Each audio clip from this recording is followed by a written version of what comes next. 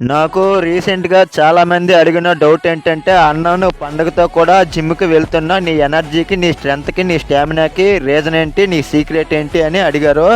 అలాగే కొన్ని రోజులు, కొన్ని నెలల ముందు నుంచి కూడా చాలామంది అడుగుతున్న డౌట్ ఇదే. "అన్న నువ్వు డైలీ వర్క్ చేసుకుంటూ జిమ్‌కెళ్తావు కదా! నీ ఎనర్జీకి, నీ స్ట్రెంగ్త్‌కి, నీ స్టామినాకి సీక్రెట్ ఏంటి?" అని. నా ఎనర్జీకి, నా స్ట్రెంగ్త్‌కి, నా స్టామినాకి సీక్రెట్స్ రెండే. ఒకటోది ఫుడ్డు. మనం ఏం తినమనే దాన్ని బట్టే మన స్ట్రెంత్, స్టామినా అన్నీ డిపెండ్ అయ్యి ఉంటాయి. నేను ఫుల్ ఫ్లెడ్జ్డ్‌గా డైట్ ఫాలో అవ్వకపోవచ్చు. నేను క్యాలరీస్ లెక్క పెట్టుకొని తినను. అలా అని ప్రోటీన్ ఇంటేక్ కూడా కంప్లీట్ చేయను. అసలు ప్రోటీన్ ఇంటేక్ లెక్కే పెట్టను.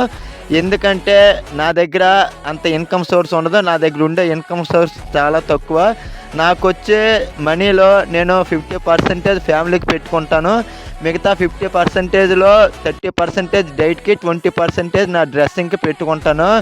కాబట్టి నా ఇన్‌కమ్ సోర్స్ తక్కువ. నేను డిసిప్లైన్‌గా ఫుడ్ తినను. కానీ నా జోబులో ఉండే ప్రతి రూపాయి నేను హెల్తీ ఫుడ్ తినడానికి మాత్రమే ప్రిఫర్ చేస్తాను. వేస్ట్ ఫుడ్, జంక్ ఫుడ్‌కి నేను రూపాయి కూడా కేటాయించను.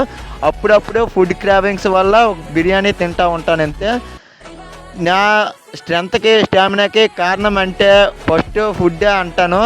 నేను హెల్తీ ఫుడ్ మాత్రమే తింటాను. అదే నా మొదటి సీక్రెటు. రెండో సీక్రెట్ ఏంటంటే నా ఆత్మవిశ్వాసం. మన సెల్ఫ్ కాన్ఫిడెన్సు బలమైనదైతే మనకి ఏదైనా సింపులే. మనం ఏదైనా సాధించగలమే. మన ఆత్మవిశ్వాసం బలంగా ఉండాలి అంతే.